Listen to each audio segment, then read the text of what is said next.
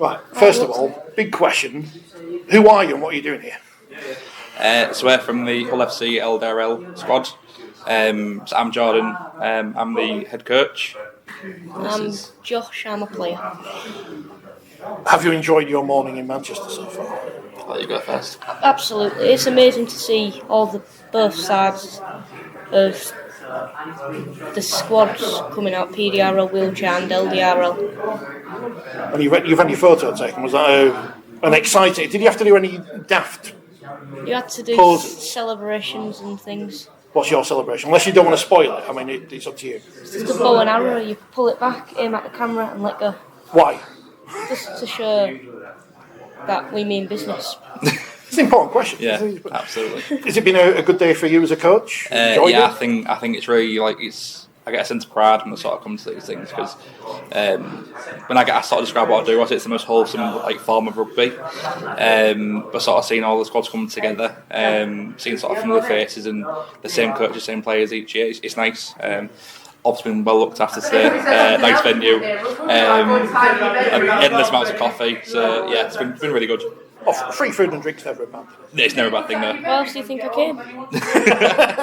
You're learning quick. I mean, why do you play rugby league? Because I wanted to play rugby league, I was useless. Why do you play and why do you enjoy it?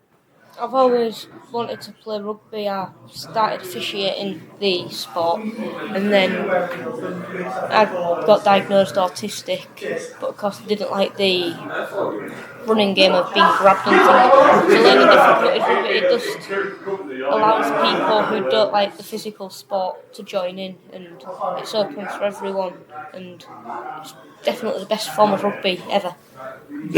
What position do you play then on the field? Are you one of the ones who orders everyone around? I usually go in the centre areas and run through the lines. So you enjoy the running and I love the running. Plenty of tries scored, obviously. Yeah, last season I reached 42 tries. Even though we don't keep score, there's no winners at the end of the game, but obviously... I mean, even in the proper game, there's a scoreboard there with winners, but it doesn't take in part that matters. At the end of the day, everyone's a winner, even in the competitive game. What's it mean having the badge on your shirt? It means absolute wonders. Did you play Magic last year at Ellen Road? Or? Yes. It's amazing just to be able to go out there and show that no matter if you've got a disability or anything, you can still compete in those tournaments. I was on the pitch with my camera and it's scary how big the stands are. What's it like playing out there? Unbelievable. It feels like you're in a dreamland, being able to play at these big venues and knowing that a lot of people won't ever get to do that. Being one of those people who can do that is just amazing. See, I only got to play Wakefield, so it's not quite as exciting as Bellevue, and I dropped the ball the first time I played. It wasn't really good. Was it like coaching at a venue like that? Because I guess that's the end. Well, not the end goal, because obviously it's a long process. But what's it like having that as an incentive? I mean, I always get goosebumps. It's not even just Magic. It's We've played at the MKM this year. Obviously, our grandma played at Castleford last season as well. Obviously, going back to Newcastle this year. It's great. I mean, we had the Old Faithful. When was walking past him, singing to us, went past. I think as a coach, it was great. I think as a player, you guys loved it as well. But I guess I think the opportunities I get as a coach is something which don't come around often. So I love it. Again, I've done this for a few years now, and it's just it don't get boring. It's always great. Apart from Rugby League, that's great as well. What would you say to people who want to get involved in the game, like yourself? Find out if your local club has a learning difficulties team. Get down there, and you're just welcomed no matter what. It's open for everyone, and it's one of the best things that could ever happen to someone, being able to play rugby in a form that you want to. It's all gone quiet now. When you go out of the stadium, when you're at your home ground, because I remember specifically walking out of Wakefield when I was 12, I think, and I thought, oh, this is exciting. But you're actually good at rugby. So what's it like when you go out there and you put on a show for the whole fans? It's amazing. knowing that people who support the first team will be there to support you playing in front of the stands, being on, especially when you're in front of the away fans and you give them a bit of grief when you score. It's amazing. When he says that, he shushed the KR fans last year. Was that a career highlight? Was that definitely. Yeah. He did get clapped afterwards, didn't he? Especially a 40-year-old man go away. That was amazing. But go away politely, I'm sure. On what? Yeah. Yeah, but I don't care if it was polite or not.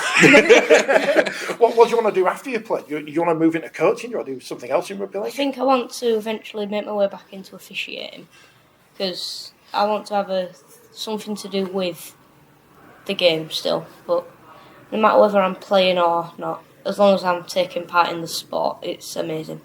I used to be a referee in a different sport. You have to be a special kind of person, because you get a bit of stick out there as a referee. Oh, definitely. Regardless of what age you are. I started refereeing at 11, and having adults swearing at you is not fun, but entertaining. The daft, aren't they? You're only out there doing a job, doing the best of your abilities. One thing that I'd say to anyone is, if it wasn't for referees, we wouldn't have matches. No one would have a game. And they deserve to be respected. He was a brilliant ref. Our training session, usually referee, don't you? He'll take charge of a pitch for me, and he'll referee our lot, so he loves it. Where does the sport go from here? Because obviously it's still very early days. What's the future? Do you think? We was talking, weren't we? And we're just sort of throwing things out there, but we said, why isn't it an LDRL World Cup? Things like that. Fully appreciate it's not a scoring game, so it had to be a certain format, but it seems like every other format's got some sort of World Cup or some sort of trophy or some sort of competition aspect. It'd be good if we can sort of develop it into LDRL a little bit and sort of give these players that extra experience. That's something we went from there. But again, if we're starting from here, it's always positive, because we've got such a good base to start from.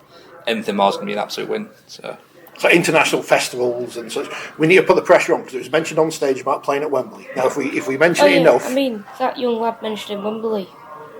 What I don't see is you've got plenty. Take LDRL teams to Wembley at half time, have a game on Wembley, expand the sport amongst everyone. We'll put pressure on, because obviously there's the Challenge Cup's a busy day, but we're going back to Wembley later this year for the first Ashes test against Australia. Mm-hmm. Bring the clubs on then, expand the sport for the Ashes. Put them on at half time. I think we've got such a good sort of platform to give experiences to players, like the Magic Weekend, things like that.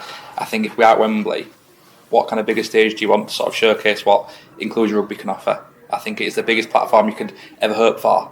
So I think there's a good opportunity there. So if we can get a team at Wembley and as many foundations as possible to bring their teams to Wembley, that'd be immense. And even this year, Old Trafford, it's getting knocked down at the end of the year, I think.